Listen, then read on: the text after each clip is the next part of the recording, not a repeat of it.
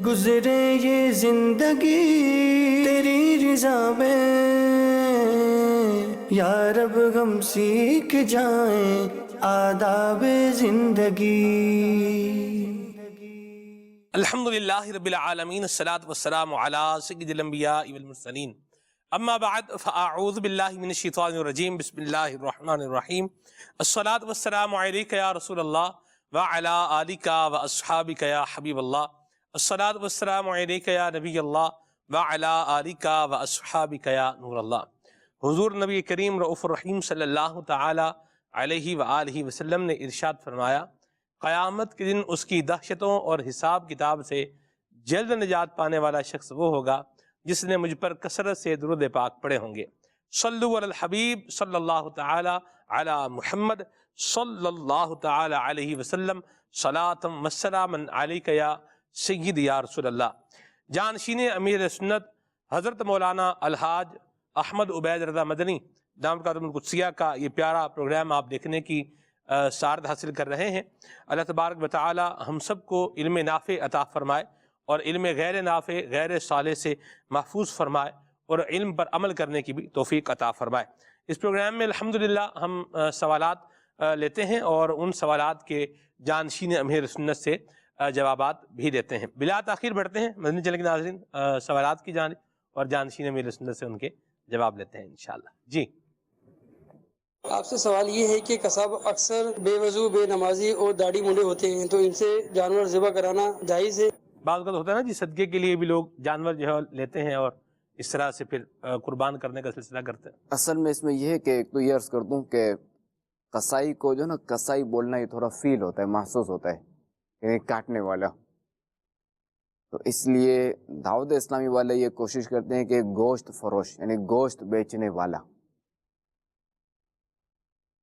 تو یہ جو ہوتا ہے نا گوشت فروش، اب ذبح کرنے کا جو مسئلہ ہے، اب بے وضو ہو یا بے غسلہ ہو یا کچھ بھی ہو، مرد ہو عورت ہو یا سمجھدار بچہ ہو، تو ان سب کے ذبح کرنے سے جانور حلال ہو جائے گا۔ ایمان ہونا شرط ہے، مسلمان ہونا شرط ہے، اور دوسرا یہ کہ ذبح کرتے وقت اللہ کا نام لینا یہ شرط ہے۔ صحیح۔ اب جیسے دو بندے ہیں یا تین بندے ہیں، یا چلیں دو کی مثال لے لیں، دو نے جو ہے وہ چھری پہ ہاتھ رکھا، اب ایک نے جو ہے یہ سوچ کر کہ چلو وہ تو لے ہی رہا ہے نا اللہ کا نام، تو اس نے یوں نام نہ لیا، تو اب یہ جانور مردار ہو جائے گا، اب یہ حلال نہیں ہے، صحیح، یہ حرام مردار ہو گیا۔ ٹھیک۔ جب بسم اللہ یا اللہ اکبر کہنا یہ بھی ضروری نہیں ہے، سنت ہے۔ اب اگر کسی نے اللہ اللہ کہہ دیا تب بھی جانور حلال ہو جائے گا۔ ٹھیک، اللہ کا نام لینا جو ہے نا، اللہ کا نام لینا یہ شرط ہے۔ مرحبا مدینہ مدینہ۔ ویسے کیا مشورہ دیں گے آپ، یہ صاحب حضرات ہوتے ہیں گوشت بیچنے والے؟ ہاں، اس میں یہ ہے کہ دعوت اسلامی کے تحت جو ہے نا، کیونکہ دعوت اسلامی کا مشن ہے کہ ہر شعبے میں نیکی کی دعوت عام ہو، ہر شعبے کی اصلاح ہو، ہر شعبے والے کی اصلاح ہو، تو یوں الحمدللہ الکریم دعوت اسلامی کے تحت جو ہے وہ مجلس گوشت فروش بھی ہے، صحیح۔ تو جن میں گوشت فروشوں کو نیکی کی دعوت دی جاتی ہے، انہیں نمازی بنانے کی کوشش کی جاتی ہے۔ تاجران برائے گوشت بھی ایک نام۔ ہاں، تاجران برائے گوشت، اچھا، تو ان کو بھی، ان کے اندر بھی نیکی کی دعوت کا سلسلہ ہے۔ ویسے پیر منگل بدھ ان کی چھٹی ہوتی ہے، صحیح، تو ان کے بھی مدنی قافلے سفر کرتے ہیں، کیونکہ گوشت ایک ایسی چیز ہے کہ ذابح گوشت فروش ہے، جو قصائی ہے، قصاب ہیں، یہ اگر اچھے ہوں نا، تو ایک یعنی یوں سمجھے چونکہ ہم ان کے ہاتھ کا کھاتے ہیں، ان کا ذبح کیا ہوا کھاتے ہیں۔ اب اگر خدا نہ خاصا کسی نے بسم اللہ اکبر نہیں پڑھی یا کوئی اس طرح معاملہ ہے، ہم تو ظاہر ہے کہ وہ حسن ظن رکھیں گے صحیح، کہ چونکہ پاکستان میں مسلمان ہیں، مسلمانوں ہی کی اکثریت ہے، جی تو ہم حسن ظن رکھیں گے، اور ہمارے گوشت فروش پڑھتے ہیں بسم اللہ اکبر، جی، ایسا نہیں بالکل ہے، پڑھتا ہے۔ بالکل پڑھتے ہیں۔ اچھا، یہ عرض آواز کر تو دوں کہ باقاعدہ اونچی آواز سے پڑھتا ہے۔ اونچی آواز سے پڑھتے ہیں، جی البتہ یہ عرض کر دوں کہ اگر بھول گیا جی، تو ب بھی یہ حلال ہے جانور، ٹھیک ہے، جیسے بھولے سے چھوڑ، کیونکہ جان بوجھ کے چھوڑنا اور بھولے سے چھوڑنا دونوں میں فرق ہے۔ اگر جان بوجھ کے چھوڑا، اگرچہ کہ یہ سمجھ کے کہ جو دوسرا ساتھی وہ تو پڑھ ہی رہا ہے، جی، جو یہ جان بوجھ کر ہوا، اب مردار ہے۔ اگر بھول گیا، پڑھنا ہی بھول گیا، تو اب جو ہے وہ اب بھی جانور حلال ہے۔ ٹھیک ہے، ٹھیک ہے۔ ان کو مشورہ کیا دیں گے آپ کہ بعض کا ہوتا ہے نا کپڑوں پہ خون لگا ہوا ہے تو نماز پڑھنے کے لیے جو ہے وہ کیسے جائیں، اور ان کو جو ہے وہ کیسا ہونا چاہیے. عموماً یہ دیکھا گیا ہے کہ جو گوشت بیچنے والے ہوتے ہیں یہ عام جو کاروباری طبقہ ہوتا ہے اس سے بھی قدرے خوشحال بھی ہوتے ہیں، وللہ الحمد. ہاں بالکل یہ دیکھا ہے کہ ان کے بلکہ ہم ایک ملک میں جاتے تھے جی تو وہاں ان کا کام یہی تھا گوشت کا، صحیح، تو وہ ٹھیک ٹھاک خوشحال تھے، یعنی بہت بڑے سرمایہ دار تھے، کام یہی تھا گوشت فروش. ماشاء اللہ. ٹھیک ہے جی. اور وہ پرانے میں کئی اسلامی بھائیوں کو کھانا بھی کھلاتے تھے، واہ ان کا لنگر چلتا تھا. ماشاء اللہ، کیا بات ہے جی. تو یہ پاکستان میں آپ کو ملیں گے گوشت فروش خوشحال ملیں گے. الحمدللہ. خیر یہ ہے کہ اب یہ ہے کہ گوشت فروش جو ہے نا، خون ہو یا نہ ہو، صحیح گوشت کی بو جو ہے نا یہ کراہیت والی ہے. صحیح. چربی اور یہ چکناہٹ وغیرہ لگتی ہے نا، اس کی بو کراہیت والی ہے. تو ان کپڑوں میں بھی وہ نماز کے لیے مسجد میں نہیں آ سکتا. ٹھیک. اچھا پھر یہ کہ چونکہ وہاں نمی وغیرہ جیسے ہوتی ہے، اب پسینہ آیا تو جسم میں بھی بدبو ہو جاتی ہے، تو اب ایسی حالت میں مسجد آنے کا بھی مسئلہ ہے. صحیح. تو عموماً جو ہمارے گوشت فروش کے جو معاملات ہوتے ہیں وہ یہی ہوتے ہیں کہ صبح جو ہے وہ 7 بجے سے لے کے دن 12 بجے تک فارغ ہو جاتے ہیں. صحیح. اکثر جو دیکھا ہے وہ تو یہ دیکھا ہے. ٹھیک. اب وہ غسل کر لیں، نہا دھو لیں اور اچھے کپڑے وغیرہ پہن کر مسجد میں جائیں، کیونکہ اپنے آپ کو مسجد کی حاضری سے محروم نہ کریں. مسجد میں جائیں، اللہ تعالیٰ کی عبادت کریں، اللہ تعالیٰ کا شکر ادا کریں صحیح. کہ اس نے آپ کو یہ صلاحیت دی ہے کہ آپ اتنے بڑے جانور کو اس طرح گرا لیتے ہیں. یہ بھی اللہ تعالیٰ کے شکر کا مقام ہے. سبحان اللہ. ورنہ دیکھیں یہ جانور جو ہے وہ ہر کوئی نہیں گرا سکتا، میں تو نہیں گرا سکتا.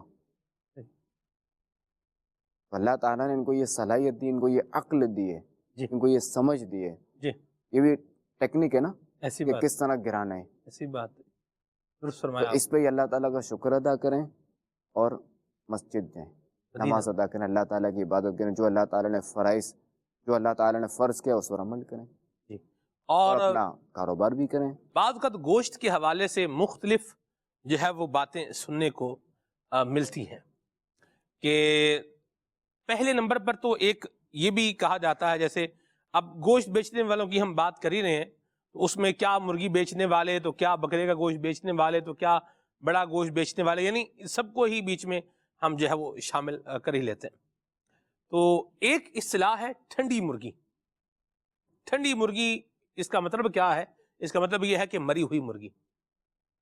تو مری ہوئی مرغیاں بیچنے والے بھی لوگ جو ہے وہ موجود ہیں، اور وہ بھی کیا ہوتا ہے کہ مری ہوئی مرغی کو بھی پھر سستے داموں وہ بکتی ہے. اس کا ریٹ کیا ہے اس کو آپ رہنے دیں، ورنہ وہ بھی میں بتا ہی سکتا ہوں، چھوڑیں اس کو. اسی طرح ایک تو حلال اور حرام گوشت، یعنی جو گوشت بیچ رہا ہے اس پہ گوشت کی 2 کیٹیگریاں ہو گئیں، ایک ہے حلال گوشت اور ایک کیا ہے؟ حرام گوشت.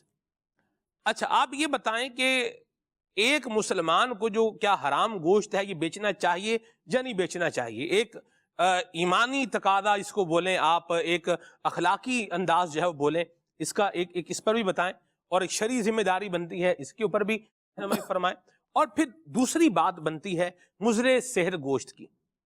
جیسے اس کے لیے ایک لفظ بولتے ہیں پریشر لگا ہوا گوشت.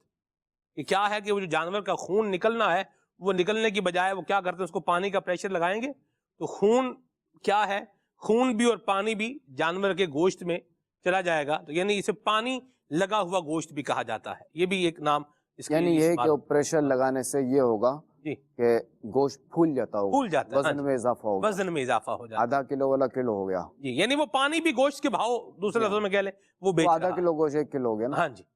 تو کیا فرمائیے گا یہ جو دونوں انداز ہیں ان پر؟ گوشت بیچنے والا وہ تو سمجھ رہا ہے بھی میں تو گوشت ہی بیچ رہا ہوں، لیکن آپ دیکھیں پیسے بھی گلے میں آ ہی رہے ہیں، گر ہی رہے ہیں، ویسے بھی گرنے تھے اب بھی گر رہے ہیں. دیکھیں ہمارے آقا علیہ الصلوۃ والسلام ایک بار کسی غلے والے کے پاس سے گزرے، جی واہ، تو آقا علیہ الصلوۃ والسلام نے جو ہے وہ ان کا جو غلہ پڑا تھا اس میں اندر ہاتھ ڈالا تو اس کو گیلا پایا. جی تو آپ نے فرمایا یہ کیا ہے؟ تو انہوں نے عرض کی کہ یا رسول اللہ بارش آئی تھی تو اس کی وجہ سے اندر پانی چلا گیا. تو آپ علیہ الصلوۃ والسلام نے فرمایا کہ اسے جو ہے وہ اوپر کیوں نہیں رکھا، یعنی یہ دیکھیں کہ حالانکہ بارش چلی گئی تھی اور اس کو ہمارا آقا علیہ الصلوۃ والسلام نے فرمایا سے اوپر کیوں نہیں رکھا؟ وہ ہے نا کہ من غشنا فلیس منا، کہ جس نے دھوکہ دیا وہ ہم میں سے نہیں ہے۔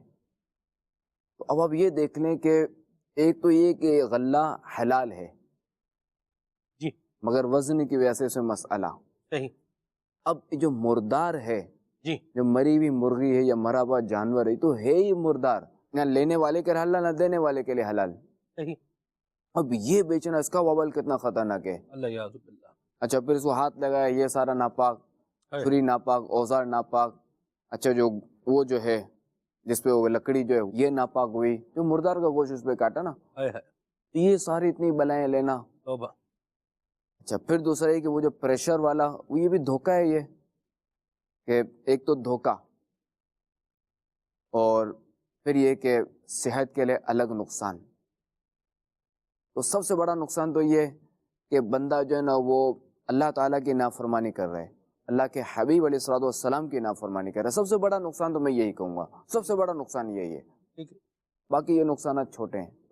تو ہمیں اس نقصان کو دیکھنا چاہیے کہ جو اللہ نے جس سے منع فرمایا نا اسے رکنا ہے، جس سے اجازت دی نا جس کام کی وہ ہمیں کرنا ہے، اسی میں عافیت ہے، اسی میں بندے کی بھلائی ہے، ورنہ قبر میں جانا ہے پھر ایسا نہ ہو کہ یہی گوشت ہو جو نا قبر میں آڑے آئے۔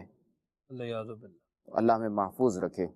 ایک مسلمان قصاب کی جسے آپ شرعی، اخلاقی اور جس بھی اعتبار سے آپ ذمہ داری لگا لیں، جو ذمہ داری بنتی ہے وہ یہی بنتی ہے کہ وہ ایک تو نمبر ایک حلال اور صرف حلال گوشت بیچے، اور دوسرا گوشت کو مضر صحت نہ بنائے۔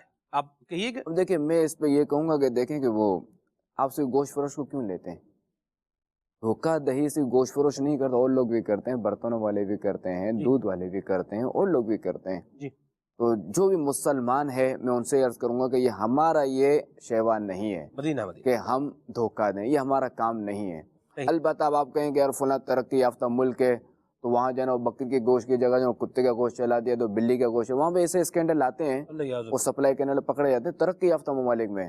اب ان کی مثال آپ کو نہیں چلے گی، یہ زیب نہیں دیتی، کیونکہ ہم اللہ و رسول کے ماننے والے ہیں، ہاں ہاں، ہمیں ان کے احکامات پر عمل کرنا ہے، ہمیں جو ہے وہ اپنا ملک دیکھنا ہے، اور ہمیں یہ دیکھنا ہے ہمیں شریعت کیا کہتی ہے۔ سبحان اللہ، آپ کہیں گے نہیں یار فلاں ملک میں تو اتنا یہ ہوتا ہے، اتنے نہیں گوشت اس طرح کے معاملات میں ہم اور ہمارے تو کچھ بھی نہیں ہوتا، تو ٹھیک ہے ہمارا کچھ بھی نہیں، ایک تنکا بھی نہیں ہونا چاہیے، کیونکہ ہم اللہ و رسول کے حکم کے پابند ہیں۔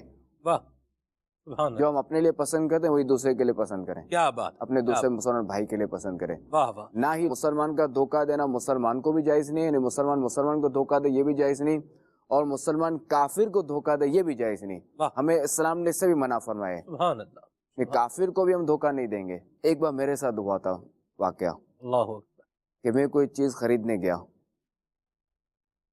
اب میں نے خرید لی، اچھا پیسے میں نے گھر پہ آ کے گنتی گئے تو وہ پیسے زیادہ تھے، اچھا وہ جس سے خرید تھے وہ غیر مسلم تھا۔ اب میں نے مفتی فاروق صاحب رحمۃ اللہ تعالی سے مسئلہ پوچھا تو انہوں نے مجھے فرمایا کہ آپ یہ ان کو پیسے ادا کر دیں، صحیح، کہ اس کی غلطی سے آ گئے، حالانکہ چونکہ اس کے ساتھ انہوں نے گنتی نہیں کہتے کہ ورنہ میں اسے کو ادا کر دیتا، تو پھر میں اس کو دینے کے لیے گیا۔ اللہ اکبر، تو یہ دیکھیں ہمارا اسلام ہمیں یہ سکھاتا ہے، سبحان اللہ، سبحان اللہ، اس کی حالانکہ غلطی تھی اور میں نے وہاں گنتی نہیں کی تو میں نے گھر پہ آ کے گنتی کی۔ ٹھیک ہے، یہ گوشت بیچنے والوں کی چونکہ بات ہو رہی ہے تو ہم ایک کرتے کرتے اس کو جو ہے وہ کنکلوڈ بھی بات کو جو ہے وہ کر دیں کہ درست طریقے سے صحت بخش گوشت جو ہے وہ بیچ کر کے اور حلال گوشت بیچ کر کے یہ ایک ون ٹائم انویسٹمنٹ ہے۔ کیا آپ خیال فرماتے ہیں آنیسٹی جو ایمانداری ہے نا سگیری، یہ بعض اوقات ایسا لگتا ہے کہ یہ ون ٹائم انویسٹمنٹ ہے اور پھر اس کے بعد آپ کو اس کو سسٹین رکھنا ہے اور پروفٹ جو ہے نا یہ ساتھ میں آپ کے ایڈ ہوتے جانا ہے۔ یعنی جس گوشت بیچنے والے کے بارے میں یہ بات مشہور ہو جائے کہ یہ نمبر ایک بیچتا ہے تو صرف حلال بیچتا ہے، اور دوسرا یہ بیچتا ہے تو مضر صحت گوشت، صحت کے لیے جو نقصان دہ گوشت ہے وہ نہیں بیچتا، اس کی شہرت ہو جائے اس اعتبار سے، ایمانداری کے اعتبار سے، زیادہ ہڈیاں بھی نہیں ڈالتا، ہڈیاں بھی زیادہ چاہے وہ نہیں چربی بھی نہیں ڈالتا۔ جی جی جی جی، اس کی بھی قسمیں ہیں گوشت جو ہڈیاں الگ بکتی ہیں، جی جی ہڈیاں الگ بکتی ہر ہیں، ہڈی نہیں بکتی الگ، ہر ہڈی الگ نہیں بکتی۔ ٹھیک ہے جی، درست فرمایا آپ نے. تو یہ ایک دفعہ کر لے گا اور پھر اس کو سسٹین رکھے گا. تو ہم نے بھی لوگوں کو دیکھا ہے کہ بعض اوقات وہ 10 بجے 11 بجے ہیں اور دکان بننے کی کیا ہے وہ خالی ہو گئی. تو یہ جو ایمانداری بندہ ون ٹائم انویسٹمنٹ کر لے اور پھر اس کو سسٹین رکھے، یعنی اس کو اپنائے رکھے، تو میرا خیال ہے زیادہ دگو دو بھی نہیں کرنی پڑے گی، کام بھی بن جائے گا. نہیں واقعی یہ تو ہے، یہ آپ کی بات بالکل درست ہے کہ اگر یہ مشہور ہو جائے نہیں یار ان کا گوشت اچھا ہوتا ہے، جی. معیار بھی ہے، اور دوسرا نہ زیادہ چربی نہ زیادہ ہڈی، وزن بھی پراپر ہوتا ہے، واہ. اور کیا کہتے ہیں کہ مضر صحت بھی نہیں، تو مشہور ہو جاتا ہے. یہ اس طرح سے گوشت کے لیے نہیں ہے، دودھ کے لیے بھی ہے، ہر چیز کے لیے کیا بات، کہ فلاں جگہ سے چیز لو، فلاں جگہ سے سبزی لو، آپ کو فریش ملے گی، جو بولے گا وہی ہوگا. کیا بات ہے. ان کے یہاں پہ رش بھی ٹھیک ٹھاک ہوتا ہے. سبحان اللہ. کہ بقیہ لوگ بیچارے منہ دیکھ رہے ہوتے ہیں، وہ ان کا بھی یہ ہوتا ہے نا کہ ایک آج وہ اسی کو ذبح کر دو. او بھائی اللہ بچائے. جی کال.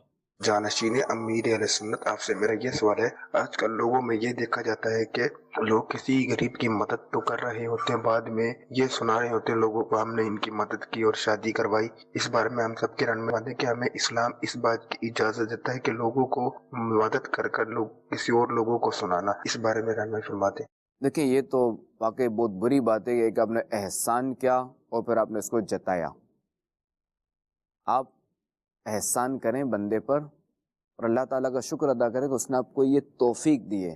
آپ نے جو بھی کام کیا اس کی توفیق سے کیا، اس کی عطا سے کیا. اس نے آپ کو یہ مال دیا، اللہ تعالیٰ نے آپ کو یہ توفیق دی، اس نے آپ کو ہمت دی، اس نے آپ کو دل دیا، آپ اس کا شکر ادا کریں. اور اس کو چھپائیں، یعنی صدقہ دو تو اس طرح دو کہ ایک ہاتھ سے دے دوسرے ہاتھ کو پتہ نہ چلے. اللہ اکبر. اور یہ حدیث شریف میں حضور نے فرمایا. بالکل جی. بالکل حدیث پاک میں یہ. جی. تو یہ تو احسان جتانا تو بالکل غلط ہے. یہ کہ وہ بیچارہ اچھا جن کے بارے میں کہا گیا وہ بیچارے کتنے شرمندہ ہوں گے، وہ کیا لوگوں کو منہ دکھائیں گے. اللہ اس کو ہدایت عطا فرمائے. آمین آمین. جی کال. میرا سوال ہے، حج یا عمرے پر جانے والوں کو لوگ تاجدار مدینہ صلی اللہ تعالیٰ علیہ وآلہ وسلم یا دیگر مقدس ہستیوں کی بارگاہ میں سلام پیش کرنے کا کہتے ہیں، تو یہ ارشاد فرمائیے کہ سلام پہنچانے کا طریقہ کیا ہے؟ اس کے ساتھ میرا بھی ایک سوال ایڈ کر لیں جی. الحمدللہ آپ کو بھی سارت ملی ہے، چل مدینہ کی سارت بھی میسر رہی ہے، اور اس کے علاوہ بھی آپ کو سفر مدینہ کی سارت ملی ہے، اور امیر السنت نے آپ کو سلام کے لیے کہا ہو یا اس طرح سے کچھ دعا کے لیے جیسے کہا ہو، تو میرے سنت نے کیسے کہا اور پھر آپ نے ان کا سلام کیسے پیش کیا، یہ بھی آپ ساتھ میں اس کو ایڈ کر کے جواب دیجیے گا. دیکھیے اس میں یہی ہے کہ کسی نے اگر کہا نا کہ فلاں کو میرا سلام کہہ دو، یہاں تو یہ ہے نا کہ جیسے زید نے کہا کہ بکر کو میرا سلام کہہ دو، بکر زید جو نہ کہتا وعلیکم السلام. بھائی کہا کہ یار آپ کے والد کو سلام کہہ دینا میرا، وہ کہتا وعلیکم السلام. تو بھائی آپ کو سلام نہیں کہا، جتنے آپ کو وکیل بنایا ہے کہ آپ اپنے والد کو سلام کہیے گا، پہنچا دیں. اب اس میں یہ ہے کہ اب اگر کسی نے کہا کہ یار اپنے والد کو سلام کہیے گا، تو اب اگر اس نے کہہ دیا میں پہنچا دوں گا، کہہ دوں گا، اب یہ اس کو پہنچانا واجب ہو جائے گا. البتہ اگر یہ بھول گیا تو معاف ہے. ٹھیک ہے. اچھا اب دل میں کہتے وقت نیت یہی ہے، جب کہہ رہا ہے پہنچا دوں، اس وقت نیت یہ ہے کہ میں پہنچاؤں گا نہیں، تو اب یہ دھوکہ ہوا، یہ گناہ گار ہوا. من غشنا فلیسا منا، کہ جس نے دھوکہ دیا وہ ہم میں سے نہیں ہے. اچھا دوسرا ہی کہ اس پہ بندے کو چاہیے کہ حامی نہ برے کہتے انشاءاللہ الکریم میں پہنچا دوں گا. تو سرکار صلی اللہ علیہ وسلم کی بارگاہ میں اچھا بعض کو یہ بھی ہوتا ہے کہ بعضوں کی عادت ہوتی ہے کہ اگر مجھے یاد رہا تو پہنچا دوں گا سرکار کی بارگاہ میں آپ کا سلام، یا فلاں مزار پہ حاضری ہوگی تو یاد رہا تو یہ کہنے میں بھی تھوڑا بندے کو چاہیے کہ تھوڑا محتاط رہے، احتیاط کرے کہ یار دیکھو کہ یار اتنی بڑی جگہ پہ جا رہا ہوں، مجھے بھول جائے گا، مجھے یاد نہیں رکھے گا. اب واقعی یہ کہ بندہ سفر میں ہے تو ہر ایک کو یاد رکھنا یہ بھی ایک مشکل کام ہے. اچھا اب یہ ہے کہ سلام پہنچانا کس طرح ہے. اب بندہ سرکار صلی اللہ علیہ وسلم کی بارگاہ میں حاضر ہوا تو یوں عرض کرتے یا رسول اللہ، جیسے آپ نے مجھ سے کہا کہ میرا سلام عرض کیجیے گا سرکار صلی اللہ علیہ وسلم کی بارگاہ میں. اب میں یوں عرض کروں گا یا رسول اللہ صلی اللہ علیہ وسلم، سلمان بھائی نے آپ کو سلام عرض کیا ہے. اللہ، یہ طریقہ ہے سمپل سا.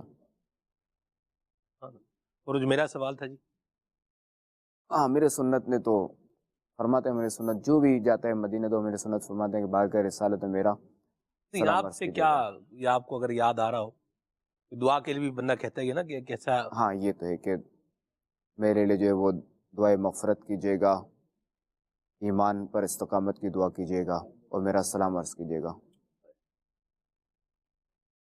واقعی یہ تو حج کیسے حج ہے، سلام مدینہ پیش مدینہ کریں ہے۔ گے؟ کیسے میرے سنت کا سلام بارگاہ رسالت میں کیسے؟ اسی طرح یا رسول اللہ صلی اللہ علیہ وسلم میرے والد نے آپ کو سلام عرض کیا ہے۔ ہائے ہائے، واہ، سبحان۔ سلام شوق کہنا حاجیوں میرا بھی رو رو کر، سلام شوق کہنا حاجیوں میرا بھی رو رو کر، تمہیں آئے نظر جب روضہ انور مدینے میں۔ کیونکہ بارگاہ رسالت میں جب کوئی جائے نہ جا رہا ہو تو اس کو سلام بھی بالکل عاجزانہ انداز میں کہنا چاہیے کہ سلام وہ کس کو پہنچا رہا ہے۔ ابھی مزید جو ہے وہ کال بھی لیتے ہیں، میسیجز بھی ہیں، ان کو بھی جو ہے وہ لیتے ہیں۔ یہ کہہ رہے ہیں کہ جنات کے شر سے بچنے کا کوئی وظیفہ یہی کہ درود تاج کی کثرت کریں، یہ مجرب عمل ہے، اور گھر میں سورہ یاسین شریف کی تلاوت کی جائے، گھر میں یہ کہ سفید مرغ یا چکور رکھ لیا جائے، اس سے بھی جنات جو ہے وہ دور بھاگتے ہیں، شریر جنات وہ نہیں آئیں گے، تنگ نہیں کریں گے۔ کہہ رہے ہیں کہ قضا نماز فجر کی نماز کے بعد پڑھ سکتے ہیں؟ جی ہاں پڑھ سکتے ہیں۔ موبائل فون میں اگر قرآن شریف ہو تو اس کو زمین پر رکھنا جائز ہے؟ اصل میں ادب کا دار و مدار جو ہے نا وہ عرف پر ہے، کیونکہ موبائل فون میں جو نا جیسے قرآن پاک کی فائل ہے، جب ہم کھولتے ہیں تب نظر آتی ہے، جی تب زیارت ہوتی ہے ہمیں، صحیح، ورنہ وہ اندر ہوتی ہے، صحیح، اور عموماً لوگ اسے بے ادبی نہیں سمجھتے، صحیح، یوں تو جو حافظ قرآن اس کے سینے میں بھی قرآن ہے۔ قرآن ہے، صحیح، اچھا، ہر مسلمان ایک آیت کو تو حافظ اس پہ ذرا کو ہونا لازم ہے، ضروری ہے، فرض ہے، صحیح، اور سورہ فاتحہ اور کوئی بھی 3 آیت یا ایک سورت اس کا یاد ہونا لازم ہے، واجب ہے۔ یوں تو ہر مسلمان کے سینے میں کچھ نہ کچھ قرآن تشریف فرما ہے، صحیح، یوں تو وہ کسی طرح پاؤں بھی نہیں کر سکتے، نیچے بھی نہیں بٹھا سکتے کہ چونکہ اس کے سینے میں قرآن ہے۔ صحیح، ٹھیک ہے، ٹھیک ہے، ماشاءاللہ۔ جی کال۔ جان سے شینی امیر اہل سنت سے عرض ہے کہ میری بہن کی اولاد پیٹ میں وفات پا جاتی ہے اور اس کو تھیلیاں سی بنی ہوئی ہیں، ان کے لیے دعا بھی فرما دیں اور کوئی روحانی علاج بھی بتا دیں۔ اللہ کریم آپ کی بہن کو شفا عطا فرمائے، صحت دے، تندرستی دے اور نیک و صالح اولاد بخرافیت عطا فرمائے۔ تو یہ ہے کہ روزانہ 41 پر یا اولو پڑھیں، اور دوسرا یہ کہ بہن جو ہے وہ روزانہ ایک مخصوص تعداد جو کچھ بھی تعداد میں یا سلام پڑھیں اور یہ 1.25 لاکھ مرتبہ یہ پورا کر لیں، انشاءاللہ الکریم یہ مسئلہ حل ہو جائے گا۔ جی کال۔ شہزادہ حضور کی بارگاہ میں عرض یہ ہے کہ حدیث پاک ہے جس نے میری قبر کی زیارت کی اس کے لیے میری شفاعت واجب ہو گئی۔ اس حدیث پاک میں عین قبر انور کی زیارت مراد ہے یا پھر روضہ اقدس کی زیارت سے بھی شفاعت نصیب ہو جائے گی؟ اب دیکھیں کہ جو قبر انور ہے، حقیقی قبر انور، اس کی تو زیارت کرنا جو ہے وہ مشکل ہے۔ صاحب شفاء السقام حضرت امام تاج الدین سبکی رحمہ اللہ، وہ آخری بزرگ تھے جنہوں نے وہ 5 گوشہ دیوار جب تعمیر ہو رہی تھی تو نبی کریم صلی اللہ علیہ وسلم کی قبر انور کی زیارت کی تھی، تو یعنی وہ قبر شریف کے اوپر تب وہ 5 گوشہ دیوار، 5 گوشہ دیوار ہے، صحیح، تو قبر انور کی تو زیارت نہیں ہے، ٹھیک ہے، اچھا، یعنی فی زمانہ نہیں ہو سکتی۔ صحیح، جب شیخ عبداللہ محدث دہلوی رحمۃ اللہ تعالی علیہ نے بھی یہی فرمایا ہے، یہی لکھا ہے کہ زیارت کرے، مدینے جائے تو سرکار کی زیارت کرے، جیسے یہ بھی کہتے ہیں سرکار کی زیارت میں حرم شریف حاضر ہوا، سرکار کی زیارت کے لیے حاضر ہوا، صحیح، تو علماء نے تو اسے یہی لکھا ہے کہ زیارت کرے، تو وہی کہ شفاعت کا وعدہ ہے۔ سبحان اللہ۔ سید اعلی حضرت کا بھی اس میں شعر ہے، من زار تربتی وجبت له شفاعتی، من زار تربتی وجبت له شفاعتی، من زار تربتی وجبت له شفاعتی، ان پر درود جن سے نوید ان بشر کی ہے۔ سبحان اللہ۔ یعنی کہ جس نے میری قبر کی زیارت کی اس کے لیے میری شفاعت واجب ہے، تو ان پر درود جنہوں نے یہ خوشخبری ہمیں دی۔ واہ سبحان اللہ، صدقے یا رسول اللہ۔ جی مرحبا۔ جی میرا سوال یہ ہے کہ چہرے کو خوبصورت بنانے کے لیے کوئی وظیفہ یا کوئی عمل بتا دیجیے۔ عمل تو ہے بندہ تہجد کی نماز پڑھے، مگر دیکھیں کہ وہ تہجد جو ہے وہ اللہ تعالیٰ کے لیے پڑھے، نہ کہ چہرہ خوبصورت کرنے کے لیے، کیونکہ چہرے پہ جو نا جو تہجد گزار ہوتا ہے اسے چہرے پر نورانیت آ جاتی ہے، چمک آ جاتی ہے، نورانیت۔ ورنہ تو کئی آپ کو غیر مسلم ملیں گے جن کے چہرے جو نا وہ سفید ہیں مگر ان کے چہرے پہ نورانیت نہیں ہے، تو اصل ہے نورانیت۔ اور کئی آپ کو مسلمان ملیں گے کہ جن کا چہرہ جو نا وہ سفید نہیں ہے مگر چہرے پہ چمک ہے، نورانیت ہے، تو اصل جو نا خوبصورتی وہ نورانیت ہے۔ البتہ تہجد ادا کریں، تہجد پڑھیں، مگر اللہ تعالیٰ کی رضا کے لیے اللہ کی عبادت کریں، تو ضمناً یہ بھی فائدہ ہو جائے گا۔ میرا سوال یہ ہے کہ اچھے اخلاق اپنانے اور ان پر استقامت پانے کا طریقہ بیان فرما دیجیے۔ کہ ہمارے یہاں ایک یہ بھی ہے کہ اگر کوئی اچھے طریقے سے سلام دعا کرے نا وہی اچھے اخلاق والا گنا جاتا ہے، تو یہ بھی اچھے اخلاق ہی میں آئے گا، مگر اچھے اخلاق اپنانا یہ اللہ تعالیٰ کی رضا کے لیے ہو، نہ کہ اپنے کسی مفاد کے لیے، اپنے کسی فائدے کے لیے ہو۔ جیسے دکاندار ہیں، وہ گاہک کے لیے جو نا کس طرح جو وہ کیا کہتے ہیں، وہ بالکل کشادہ ہو جاتے ہیں، ہاں بھائی چائے منگوائیں تو یہ کریں یہ کریں، کتنی آؤ بھگت کرتے ہیں۔ اب جہاں دکاندار ہے جو گاہک ہے اس نے اگر اس کی نہیں مانی یا بھاؤ میں اس نے کمی کروانا چاہیے، اس نے بولے تو بہت زیادہ ہے، کچھ اس طرح کی اس نے بات کر دی، تو اب یہ دکاندار کس آپے سے باہر ہو جاتا ہے، تو یہ اخلاقیات نہیں ہے، یہ اس نے اخلاق میں نہیں آئے گا۔ یہ تو یہ کہ اپنے مفاد کے لیے اس نے یہ اس طرح کا کام کیا۔ اچھا اخلاق اس وقت ہوتا کہ جب وہ آپ کے برخلاف بھاؤ کی بات کرتا نا، تب بھی آپ کا اخلاق وہی ہوتا، یا وہ آپ سے مال نہ خریدا تب بھی آپ کا اخلاق وہی ہوتا، تب آپ کا یہ کہلاتا کہ نہیں یہ واقعی یار یہ اچھے اخلاق والا ہے، یار اس دکان پہ جانا چاہیے۔ کہ اگر آپ کی سمجھ میں نہیں بھی آیا نا، مال آپ کی سمجھ میں نہیں بھی آیا یا سودا نہیں بھی ہوا، تب بھی آپ کو یہ کوئی دھتکارے گا نہیں، یا آپ سے نارمل رہے گا، جیسا ملا تھا ویسے آپ کو رخصت کرے گا، کیا بات، جس نے ویلکم کیا ویسے رخصت کرے گا، تو یہ ہے اچھے اخلاق۔ جانشین امیر سنت کی بارگاہ میں سوال عرض یہ ہے کہ کیا اولاد جو بھی نیک عمل کرے اس کا ثواب والدین کو پہنچتا رہتا ہے یا ایصال ثواب کریں گے تبھی پہنچے گا؟ نیک اولاد صدقہ جاریہ ہے، یہ تو ہے۔ اب یہ بھی دیکھا جاتا ہے کہ ایسے واقعات ہیں کہ اولاد نے داڑھی رکھی تو والدین کو محسوس ہوا، برا لگا، اور یہاں تک کہ بچہ سو رہا ہے تو اس کی داڑھی کاٹ دی۔ اس طرح بچی نے پردہ کرنا شروع کیا نیک اجتماعات میں آنے کی برکت سے، تو اب والدین کو فیل ہوتا ہے یہ کیا کر رہی ہو۔ اچھا اسی طرح بچہ جو ہے وہ اگر دینی ماحول سے وابستہ ہوتا ہے، امامہ شریف سجا لے تو اسے امامہ کاٹ لیا جاتا ہے۔ تو جو اس طرح کی حرکتیں کرتے ہیں کہ تو کیا ملا بنے گا، تو یوں کرے گا یوں کرے گا، تو ان کو تو یہ ثواب نہیں ملے گا، کیونکہ وہ تو اس کو ثواب سے روک رہے ہیں، اس کو اچھے کاموں سے روک رہے ہیں، بلکہ ان کو چاہیے کہ ان کے اس بندے کے معاون بنے، اپنی اولاد کے اس کے مددگار بنے، اس کی حوصلہ افزائی کریں، مگر وہ اسے روک رہے ہیں، تو ان کو تو ثواب نہیں ملے گا، بلکہ بعض صورتوں میں تو بڑا خطرناک معاملہ بھی ہو سکتا ہے ایمانیت کے حوالے سے۔ اللہ محفوظ رکھے، آمین۔ البتہ وہ والدین کے جنہوں نے اپنی اولاد کی اچھی تربیت کی، دین کے مطابق تربیت کی، اگر وہ کسی نیک ماحول سے وابستہ ہوئے تو ان کی حوصلہ افزائی کی، اور ان کی پیٹھ تپکی اور ان کے پیچھے کھڑے رہے، واہ ان کے لیے ہے ثواب۔ کیا بات، اسال نہ کریں تو بھی ثواب ملتا، تو بھی ثواب ملتا رہے گا۔ اللہ اکبر، واہ جی واہ، سبحان اللہ، کیا خوبصورت بات کی جانشین امیر سنت نے، اور اللہ کریم ہمیں اپنی اولاد کو نیکی کی طرف بڑھانے کی توفیق عطا فرمائے، اور نیکیوں پر ان کو اپریشیٹ کرنے کی سعادت بھی نصیب فرمائے، اور اس کے لیے اب خود بھی دعوت اسلامی کے مدنی ماحول سے بچتا ہوں، اپنی اولاد کو بدعت اسلامی کی مدنی ماحول سے وابستہ کریں اور مدنی چینل دیکھتے رہیں. وقت جو ہے وہ اختتام کو پہنچا. صلو علی الحبیب صلی اللہ علیہ محمد. گزرے یہ زندگی تیری رضا میں، یا رب ہم سیکھ جائیں آداب زندگی.